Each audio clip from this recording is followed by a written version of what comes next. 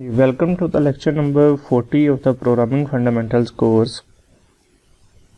आज के लेक्चर में हमारा मेन फोकस फाइल हैंडलिंग में कर्सर की पोजीशंस को सेट करना और फिर उसके through reading and writing perform करना at some specific part of the program. तो हम इसको डिस्कस करेंगे, साथ ही हम कुछ स्ट्रिंग के मैनिपुलेशन फंक्शंस जो कि स्ट्रिंग क्लास के ऑब्जेक्ट के साथ डिफाइन होते हैं, हम उनको भी डिस्कस करेंगे। ओके, फाइल के कर्सर के जो पॉइंटर्स हैं, अब फाइल के कर्सर का जो पॉइंटर है ये होता क्या है, एक्चुअली कर्सर क्या है। तो लेट्स से कि आपके पास ये एक फाइल है एंड यहाँ पे आपने लिखा हुआ है ABCDEFGH, ये फाइल के कंटेंट्स हैं and it is ended at EOF। तो फाइल के कर्सर से क्या मुराद है या what actually denotes the file cursor। Cursor हम बोलते हैं ये जो आपके पास वो ब्लैंक कर रहा होता है उस चीज़ को। एक्चुअली इसका इफ़ेक्ट क्या है, इट बेसिकली डिनोट्स कि आपका रीडिंग या राइटिंग ऑपरेशन कहाँ पे परफॉर्म होगा। जैसे लेट्स सपोज कि अगर कर्सर यहाँ पे है, ये जहाँ पे एरो लगा हुआ है, तो इट मीन्स के रीडिंग या राइटिंग डी के बाद स्टार्ट होगी। तो लेट्स से कि अगर आप राइट करते हो तो वो डी के बाद यहाँ पे लेट्स सपोज आप एक करैक्टर राइट करते हो डी के बाद एफ, तो F कहाँ पे राइट होगा, ये बेसिकली E को रिमूव कर देगा और यहाँ पे F राइट हो जाएगा। और अगर कर्सर यहाँ पे ही है और अगर आप रीड का ऑपरेशन परफॉर्म करते हो तो ये E या F जो भी यहाँ पे आपने राइट किया होगा वो रीड होगा। ऐसे ही लेट्स सपोज के कर्सर को आप यहाँ पे मूव कर देते हो और जब आप कर्सर को यहाँ पे मूव करते हो तो आप रीड का ऑपरेशन परफॉर्म करते हो तो आपके पास बी रीड होगा। ऐसे ही कर्सर अगर आप स्टार्ट के ऊपर मूव कर देते हो तो जब आप रीड करोगे तो ए रीड होगा, जब आप राइट करोगे तो ए की जगह पे कुछ राइट हो जाएगा। So on, cursor end of the file के ऊपर भी हो सकता है, कर्सर सेंटर में भी हो सकता है, कर्सर स्टार्ट पे भी हो सकता है, या कर्सर किसी भी पोजीशन के ऊपर हो सकता है। तो एक्चुअली व्हाट कर्सर डिनोट्स कि आपका रीड और राइट ऑपरेशन कहाँ पे परफॉर्म होना है। तो कर्सर्स में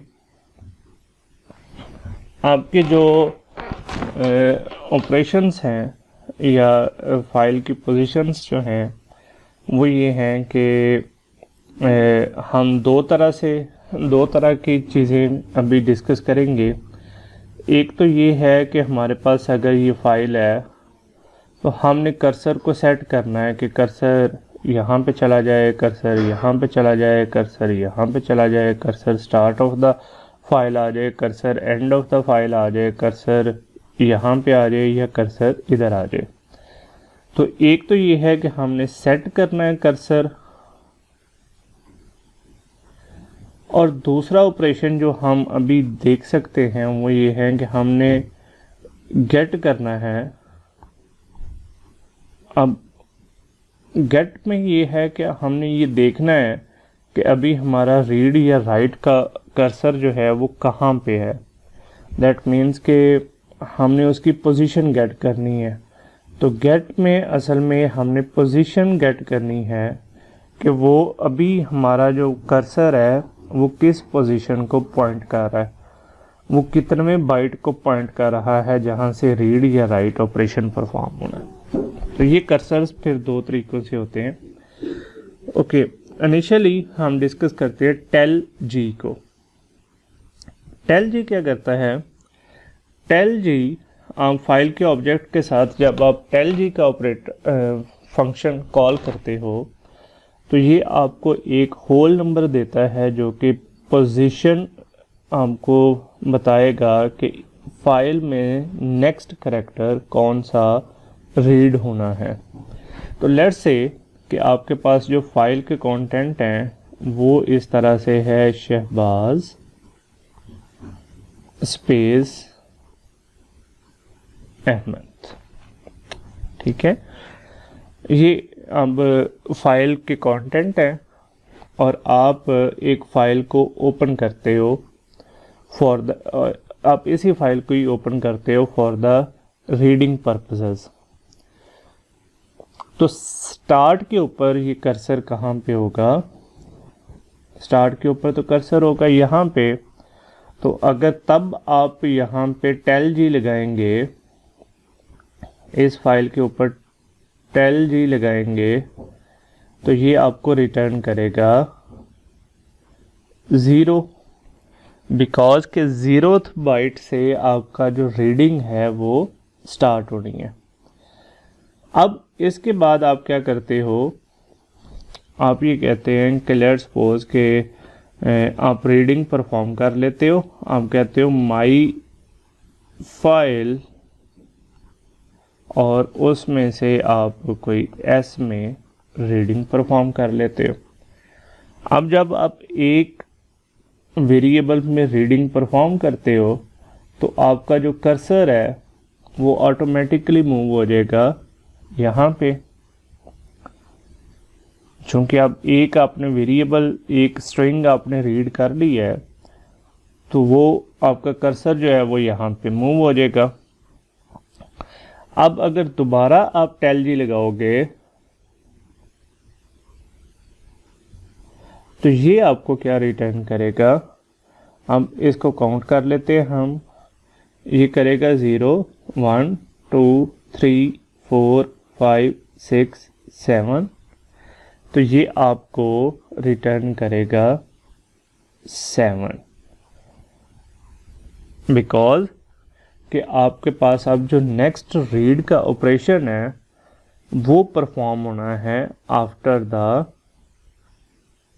ये आफ्टर दीज 8 बाइट्स। तो दैट मीन्स कि ये जो 7 है 1 2 3 4 5 6 7 सॉरी 0 1 2 3 4 5 6 7 और ये 7 रीड हो चुके हैं। And next operation that is going to be read, या नेक्स्ट बाइट जो कि रीड होना है वो है ए। तो एक्चुअली टेल जी डिनोट्स के आपका कर्सर जो है वो यहाँ पे अभी पड़ा हुआ है। एंड लेट्स से आप दोबारा से ये करते हो माई फाइल और एस, आप दोबारा से जब आप रीडिंग परफॉर्म कर लेते हो तो अब आपका कर्सर जो है वो चला गया है यहाँ पे। तो अब आपको टेल जी क्या बताएगा? अब आपको टेल जी बता रहा होगा 0 1 2 3 4 5 6 7 8 9 10 11 12। तो ये आपको बता रहा होगा 12। ठीक है, तो टेल जी आपको बता रहा होता है कि अब आपका रीड का जो ऑपरेशन है वो कहाँ से, या नेक्स्ट आपकी जो रीडिंग है वो कौन सी परफॉर्म होनी है। ठीक हो गया? ओके, नेक्स्ट इसी तरह से ही है tellp. Tellp exactly like that tellg है, लेकिन टेल पी आपको ये बता रहा होता है कि आपकी फाइल में राइटिंग कहाँ से स्टार्ट होनी है। तो जैसे लेट्स सपोज कि आपके पास यही फाइल थी शहबाज, और आपका जो राइटिंग कर्सर है वो लेट्स से कि यहाँ पे है, तो ये आपको बता रहा होगा कि आपका जो राइटिंग है वो ये बी से स्टार्ट हो रही है। तो दैट मीन्स कि अगर अब आप कोई करैक्टर यहाँ पे राइट करोगे तो वो ये बी को ओवरराइट करेगा और यहाँ से आगे स्टार्ट होगा। तो आपको टेल पी जो है ये बता रहा होगा 0 1 2 3, ये आपको 3 बता रहा होगा। ठीक है, तो ये इस तरह से टेल जी आपको रीडिंग बता रहा होता है, और टेल पी जो है ये आपको राइटिंग परफॉर्म करने का पॉइंटर बता रहा होता है कि करंटली पॉइंटर जो है वो कहाँ पे है। ओके, देन आपने ये कर्सर्स मूव कैसे करवाने हैं। एक तो बाय डिफॉल्ट है ना कि लेट्स से कि आपके पास ये फाइल है, ये फाइल थी और आपने ये कहा माई फाइल और एस, तो इससे क्या हुआ कि कर्सर यहाँ से इधर खुद ही मूव कर गया। और फिर आपने अगर कहा माई फाइल एस, तो ये कर्सर यहाँ से खुद ही यहाँ पे मूव कर गया। तो जब ये कर्सर्स खुद ही यहाँ से मूव कर रहे हैं तो ये तो डिफ़ॉल्ट बिहेवियर है। बट लेट्स से कि अगर आप ये चाह रहे हो कि इनिशियली कर्सर यहाँ पे है, तो आपका कर्सर जो है ये 3 करैक्टर्स या 4 करैक्टर्स जो है ये नेक्स्ट मूव कर जाए, या ये कर्सर यहाँ पे आ जाए, तो इसको कैसे आपने कंट्रोल करना है। या आपका राइटिंग कर्सर जो कि अभी यहाँ पे था वो इधर आ जाए, ये आपने चेंजेस किस तरह से करनी है। तो फॉर दैट पर्पस आप यूज़ करते हो seek g and seek p. अब सीक जी क्या कर रहा होता है, आपके पॉइंटर को, जो आपका रीडिंग पॉइंटर है उसको सेट करना है। तो आप कैसे कर रहे होते हो, फाइल पॉइंटर या फाइल डॉट सीक जी, और यहाँ पे लॉन्ग आपने बेसिकली नंबर देना है, नंबर ऑफ द करैक्टर्स जो कि मूव करेगा। और ये हमने लास्ट टाइम भी डिस्कस किया था कि आपने बताना है कि वो बिगिनिंग ऑफ द फाइल से, वो एंड ऑफ द फाइल से, या वो करंट पोजीशन से वो मूव करेगा। तो ये नंबर ऑफ द करैक्टर्स आप बताएंगे तो वो मूव कर जाएगा कि उसने कहाँ पे मूव करना है। तो ये बेसिकली कौन कौन से थे, BEG बिगनिंग। तो लेट्स से कि आपके पास अगेन मैं फ़ाइल वही लिख लेता हूँ कि आपके पास फ़ाइल है शहबाज अहमद साही, और यहाँ पे है EOF। ठीक है, तो अगर बिगनिंग की बात आप कर रहे हो तो वो है, अगर बिगनिंग की आप बात कर रहे हो तो बिगनिंग है from this one, this is BEG। अगर आप एंड की बात कर रहे हो तो दैट इज दिस वन। और अगर आप करंट की बात कर रहे हो तो लेट्स से कि अगर आपका करंट का पॉइंटर ये है तो यहाँ से,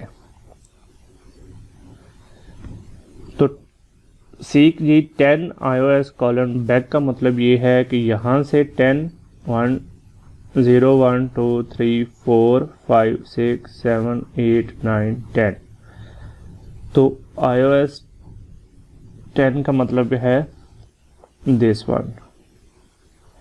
और अगर आप ऐसे ही सीख जी करंट, अब ये देखिए करंट यहाँ पे आ गया ना, तो यहाँ से 10 आके 1 2 3 4 5 6, और अगर एंड होता तो ये एंड से करैक्टर्स, और एंड से नॉर्मली हम फिर माइनस के साथ इसे लेके आ रहे होते हैं कि एंड से पिछले इतने करैक्टर्स। ओके, एग्जांपल्स हम डिस्कस करते हैं ज़रा। और ये तो बेसिकली हमने डिस्कस कर लिया है। हाँ जी, ये ज़रा डिस्कस करते हैं कि how many characters are in the text file including spaces. हमने number of the characters find out करते हैं। तो इंतहाई सिंपल सा कोड है। हम देखेंगे कि हमने IF स्ट्रीम का ऑब्जेक्ट क्रिएट किया इन फाइल, और myfile.txt। उसके बाद हमने क्या किया कि इन file.seekg और 0 और ios:end। तो ये देखें, आपने जब फाइल ओपन की तो हमने seekg 0 एंड कर दिया। तो seekg 0 एंड से ये है कि एंड से 0 करैक्टर। तो जब हमने एंड से 0 करैक्टर्स लेके आए हैं तो ये यहाँ पे आ गया, और चूंकि ये फिर रीडिंग करैक्टर जो है ये मूव हो गया था एंड ऑफ फाइल के ऊपर। ऐसे ही है ना, जब हमने एंड ऑफ फाइल से 0 करैक्टर्स कहा है तो पॉइंटर हमारा मूव हो गया लास्ट पे, फाइल के लास्ट पे। और फिर हमने ये कहा length is equals to in file dot tellg. तो जब टेल जी करेंगे तो वो चूंकि at the end of file है तो वो हमें number of the characters return कर देगा कि ये इसमें नंबर ऑफ द करैक्टर्स कितने हैं। एग्जाम्पल ले लेते हैं। फाइल में लिखा हुआ था जी शहबाज, ठीक है, बस इतना ही कंटेंट लिखा हुआ था। ये फाइल ओपन हुई, फिर आपने किया in file dot seek g ios:end। तो आपका जो पॉइंटर है वो कहाँ पे मूव कर गया, एंड से 0 करैक्टर, ठीक है, तो वो यहाँ पे आ गया। अब जब आप टेल जी लगाओगे तो चूंकि पॉइंटर यहाँ पे है तो ये आपको बता देगा 0 1 2 3 4 5 6। तो ये आपका बता देगा कि ये 6 के ऊपर है। तो नंबर ऑफ द करैक्टर्स उसने बता दिए कि इसमें कितने नंबर ऑफ द करैक्टर्स है। तो ये एक सिंपल एग्जांपल थी जहाँ से आपने सीक जी और टेल जी को यूज़ करते हुए फाइल का साइज फाइंड आउट कर रहे हैं। ओके जी, नेक्स्ट एग्जांपल ये है कि आपके पास एक टेक्स्ट लिखा हुआ था दिस इज एन एप्पल, और आपने इसको कन्वर्ट कर देना है दिस इज अ सैंपल। ये देखते हैं किस तरह से करेगा। तो हमने OFStream का एक ऑब्जेक्ट ले लिया h-file1 और abc और इसको ios:@end किया। अब एट द एंड से ये होगा कि ये जब फाइल रीडिंग पर्पसेस के लिए या राइटिंग पर्पसेस के लिए ओपन होगी OFStream में, अब ये दोनों पर्पस के लिए जो है वो ओपन होगी, सॉरी OFStream में। तो ये आपके पास राइटिंग पर्पसेस के लिए ओपन हुई, लेकिन जब राइटिंग पर्पसेस के लिए ये ओपन होगी तो जो आपका कर्सर है वो by default and of file को पॉइंट कर रहा होगा। तो ये देखें, एट द एंड फ्लैग क्या कर रहा होता था कि ये फाइल जब आप ओपन करते हो तो आपका कर्सर जो है उसको एंड के ऊपर ले जाता है। इसको एग्जांपल के साथ भी हम डिस्कस करते हैं अभी। तो ये आपने फाइल को ओपन कर लिया, और अगर आपके पास फाइल ओपन नहीं होती तो आपने एरर रिटर्न कर दिया। ओके, देन हम ये कर रहे हैं, हम कर रहे हैं सीक p 9 और iOS बिगनिंग। दैट मीन्स कि हम अपना जो राइटिंग का जो पॉइंटर है उसको 9 करैक्टर्स मूव कर रहे हैं फ्रॉम द बिगनिंग। और फिर हम करते हैं, हम एक टेक्स्ट लेते हैं स्पेस सैंपल और इसे फाइल के ऊपर राइट कर देते हैं। अब ये देखिएगा ये करता क्या है। ये आपके पास टेक्स्ट था, ये पहले ABC फाइल थी जिसमें लिखा हुआ था this is an apple, this is an apple. OFStream के साथ जब आपने इसे राइटिंग पर्पसेस के लिए ओपन किया तो आपका पॉइंटर चूंकि ATE लिखा हुआ है तो ये आ गया एट द एंड के ऊपर यहाँ पे।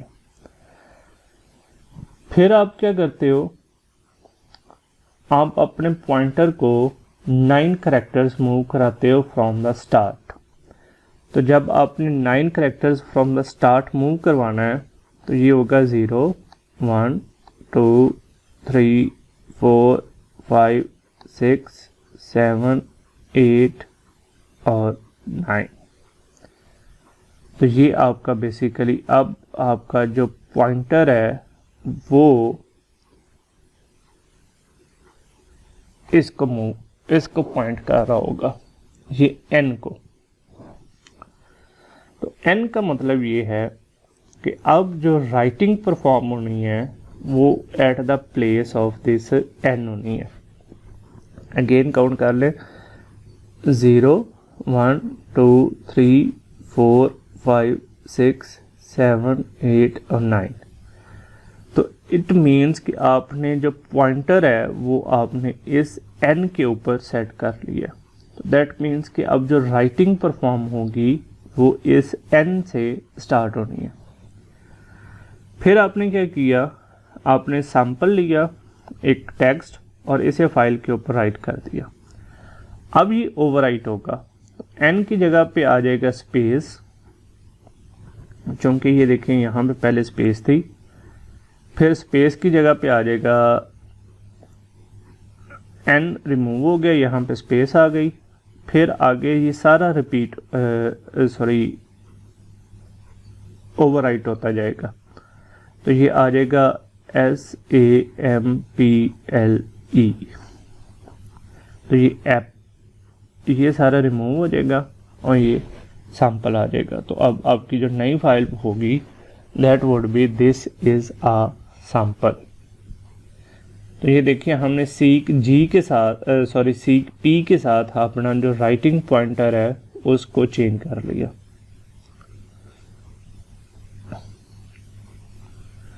ओके, एफ स्ट्रीम के साथ अगर आप अभी तक हम ये कर रहे थे, हम IF स्ट्रीम यूज़ कर रहे थे फॉर रीडिंग और OF स्ट्रीम यूज़ कर रहे थे फॉर द राइटिंग। अगर आपने सेम फाइल के ऊपर ही दोनों ऑपरेशंस परफॉर्म करने हों या सेम ऑब्जेक्ट के साथ, तो आप एफ स्ट्रीम का ऑब्जेक्ट कॉल कर लें। एफ स्ट्रीम चूंकि दोनों चीज़ों को हैंडल करती है, रीडिंग को भी और राइटिंग को भी, और आपने जो फ्लैग देने हैं वो फिर iOS:in और iOS:out दे देंगे। तो अब इस ऑब्जेक्ट के ऊपर आप रीडिंग भी परफॉर्म कर सकते हो, राइटिंग भी परफॉर्म कर सकते हो। ओके, देन छोटा सा कॉन्सेप्ट ये है कि हम काफ़ी देर से ये स्ट्रिंग के ऑब्जेक्ट्स क्रिएट कर रहे हैं, स्ट्रिंग क्लास के ऑब्जेक्ट्स। तो इसके बेसिकली कुछ ऑपरेशंस हम देख लेते हैं कि ये काफ़ी हैंडी ऑपरेशंस हैं स्ट्रिंग को मैनिपुलेट करने के लिए। तो ये एक लंबी चौड़ी लिस्ट है, इसमें से कुछ मैं एक्सप्लेन कर देता हूँ, बाकी आप इसको खुद रीड करेंगे। ओके, ये पहले वाला तो ये है कि आप स्ट्रिंग को डिक्लेयर कैसे करते हैं, ये हमने काफ़ी दफ़ा करके देखा हुआ है कि ये देखें जैसे है str1 is equals to good morning, str2 is equals to str1, str3 is equals to str1 plus str2। ये कॉन्केटिनेशन है, प्लस वाला ये अभी देखते हैं नीचे। या आप इसको इस तरीक़ा से भी डिक्लेयर कर सकते हैं, तो दोनों तरीक़ों से आप डिक्लेयर कर सकते हो। तो ये सारे इसके डिक्लेरेशन के मेथड्स हैं, ये इसके ऑपरेशंस हैं। Int length, string dot length, string के वेरिएबल डॉट लेंथ अगर आप कॉल करते हो तो ये बता देता है कि इसकी नंबर ऑफ द कैरेक्टर्स कितने हैं, ये साइज़ कितना है। और ऐसे ही डॉट साइज़ कॉल करोगे तो तब भी ये बता देगा कि उस स्ट्रिंग का साइज़ कितना है।